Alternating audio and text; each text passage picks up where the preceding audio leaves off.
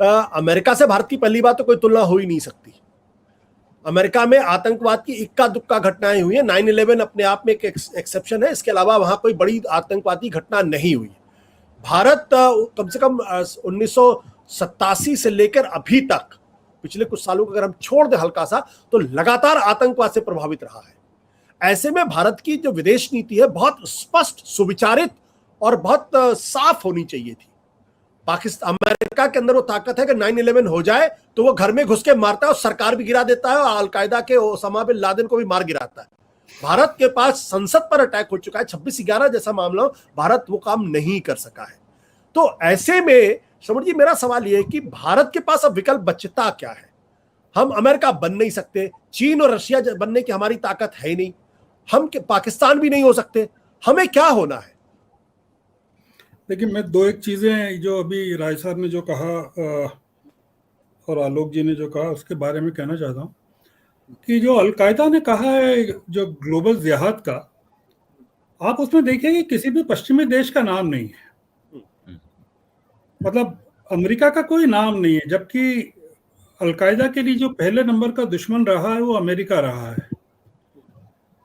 या ब्रिटेन का कोई नाम नहीं है या फ्रांस का कोई नाम नहीं है। जितने देश हैं वो सारे के सारे, जैसे सोमालिया है या लेवांत है या यमन है, वहाँ इस्लामिक टेररिज्म तो है ही, यमन में पहले से ISIS है, वहाँ ISI है। उसने जो नाम लिए हैं उसमें जो प्रमुख जो नाम है वो भारत का नाम है। पहली चीज तो ये है कि वो ये मान के चल रहे हैं कि उनको अब अमेरिका की तरफ चेहरा नहीं करना है अपना, और न ही अमेरिका को फिर से यहाँ आमंत्रित करना है, क्योंकि अब जो डिवास्टेशन होगा वो बहुत बड़ा होगा।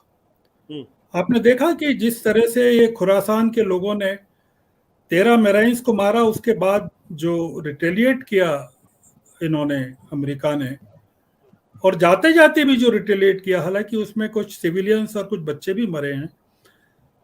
अब अल कायदा या कोई भी टेररिस्ट ऑर्गेनाइजेशन की हिम्मत नहीं है कि वो अमेरिका की तरफ देखेगा। अमेरिका का पूरा इंटरेस्ट इसलिए खत्म हो गया है कि बाइडेन अब बहुत ज्यादा डोमेस्टिक पॉलिटिक्स में बुरी तरह घिर गए। एक तो अफगानिस्तान को लेकर उनकी जो रेटिंग है काफी गिर गई है, और दूसरा अगले साल मिड टर्म है अमेरिका में 2022 में, और उस मिड टर्म में जो पिछले अनुभव हैं, केवल 2 बार को छोड़कर हमेशा से जो रूलिंग प्रेसिडेंट है उसकी जो पार्टी है उसको बहुत ज्यादा सफर करना पड़ा है। तो ये अभी अमेरिका में जो चल रहा है उसमें बाइडेन के लिए कोई गुंजाइश ही नहीं है कि वो उसने, आप देखिए कि जो इसमें पूरा मामला हुआ है इसमें अमेरिका ने भारत को भी छोड़ दिया है। भारत के साथ अमेरिका का एंगेजमेंट केवल अफगानिस्तान के कारण था और पाकिस्तान को बैलेंस करने के लिए था। अब पूरा का पूरा मामला बिगड़ गया है और पाकिस्तान जब एक्सपोज हो गया है अमेरिका के सामने कि वो मदद ले रहा था अमेरिका से और ट्रेन कर रहा था तालिबान के लोगों को अपने यहाँ, तो अमेरिका इस समय सबसे ज्यादा नाराजगी अगर किसी चीज से है तो वो पाकिस्तान को लेकर है। और इंडिया में अब अमेरिकन इंटरेस्ट जो हैं केवल इस हिसाब से बचे हैं कि इन्वेस्टमेंट की जो अपॉर्चुनिटीज हैं, माल बेचने की जो अपॉर्चुनिटीज हैं, उसको कैसे एक्सप्लोर किया जाए, और चीन से बड़ी कंपनियों को निकाल के बाहर जो निकाल रहा है जो कंपटीशन में अमेरिका, उनको कैसे भारत में और दूसरे देशों में लाया जाए।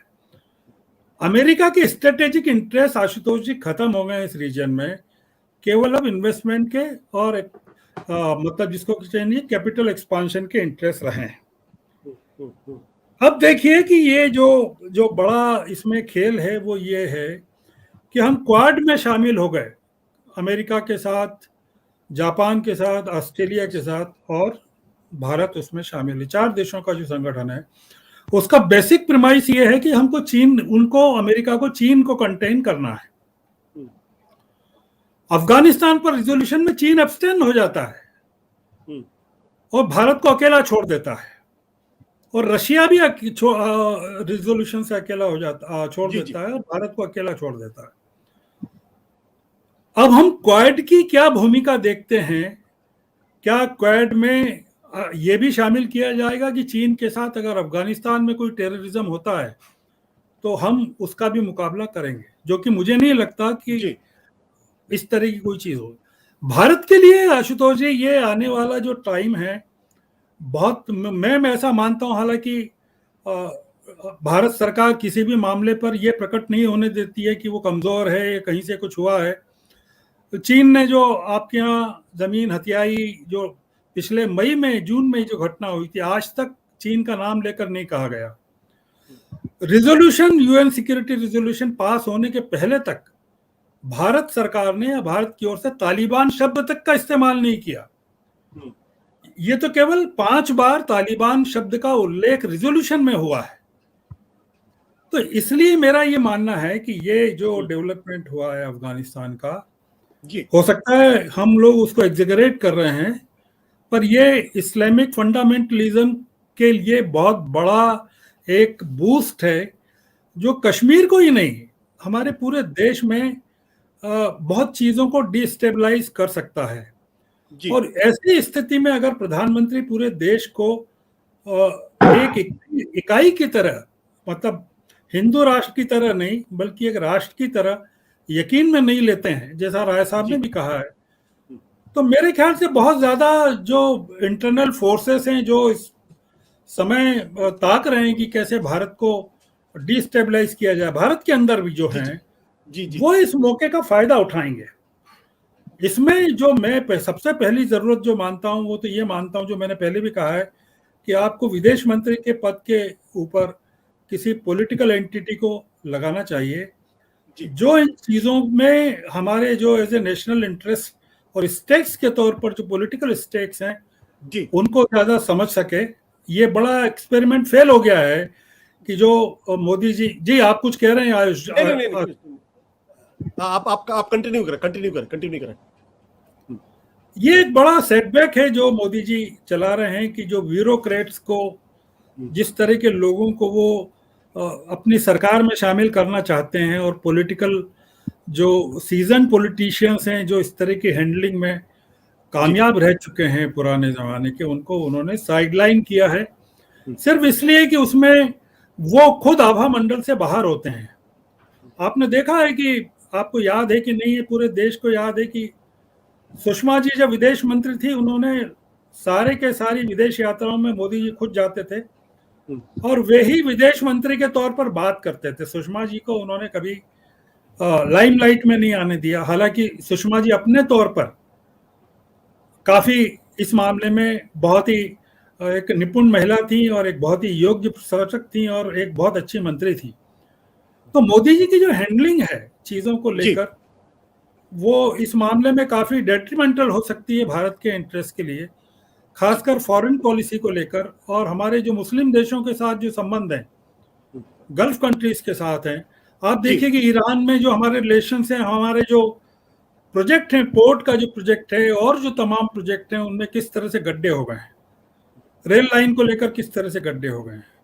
तो ये एक बहुत, जो अफगानिस्तान केवल एक 4 करोड़ के देश का मामला नहीं है, इस पूरे रीजन को अमेरिका ने वापसी करके अपने इंटरेस्ट के लिए हमारे लिए एक बहुत बड़ा वैक्यूम खड़ा कर दिया है। और हम लोग अभी तक जितना अफगानिस्तान में अपने स्टेक्स खड़े कर रहे थे वो अमेरिका की ताकत पर कर रहे थे, वहां हमारा कोई इन्वेस्टमेंट नहीं था। 3-4 बिलियन डॉलर का कोई इन्वेस्टमेंट बड़ा इन्वेस्टमेंट नहीं होता है 2 ट्रिलियन डॉलर के मुकाबले। तो हमने वहां कोई अपने रूट्स खड़े नहीं किए, कुछ नहीं किए। अमेरिकन सिक्योरिटी वहां रही और अमेरिकन इन्वेस्टमेंट रहा। पिछले 20 सालों में जो अफगानिस्तान बना है उसमें भारत का कोई योगदान नहीं है, सिवाय इसके कि हमने कुछ प्रोजेक्ट खड़े किए, तमाम चीजें खड़ी की और अपने इंटरेस्ट डेवलप करने की कोशिश की। हमसे ज्यादा तो वहाँ इन्वेस्टमेंट चाइना का है जो पिछले 20 सालों में वहां हुआ है। तो मुझे लगता है कि हम लोग बहुत खराब स्थिति में आकर खड़े हो गए हैं जी। और निश्चित रूप से हमारा यकीन है कि सरकार, जैसा राय साहब ने भी कहा है, कि सरकार बहादुरी दिखाएगी और कुछ ऐसे फैसले लेगी कि इस संकट से हम देश में निकल सकें। और जो ये आभास हमको दिया जाएगा कि हम संकट से दरअसल निकल चुके हैं। सत्य हिंदी का ऐप डाउनलोड करें गूगल प्ले स्टोर पर।